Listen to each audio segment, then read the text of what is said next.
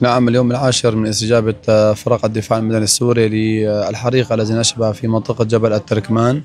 بشكل عام هناك بعض البؤر تم الانتهاء منها والسيطرة عليها نهائيا، وهناك بعض البؤر على مستوى بعض الكتل الحراجية لا يزال العمل مستمر على إخماد الحرائق فيها بالإضافة إلى تبريدها. هناك بقع عنيدة أيضا مثل تلة الزاهي، وأيضا امتداد للنيران باتجاه قرية الشجرة بناحية كسب. تم الحمد لله إطفاء بعض هذه البؤر وإنهائها بشكل عام. هناك عمليات تبريد ستكون قادمة طويلة جدا، لكن بشكل عام نعمل على عدم امتداد النيران إلى أماكن جديدة. هناك أكثر من 15 ألف هكتار تم خسارتها خلال هذا الحريق.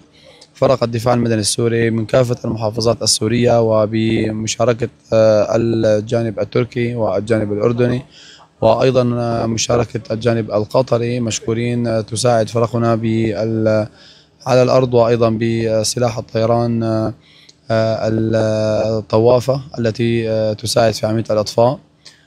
نعمل على أن يكون هناك إنهاء لعملية الحريق إن شاء الله في الساعات أو الأيام القادمة.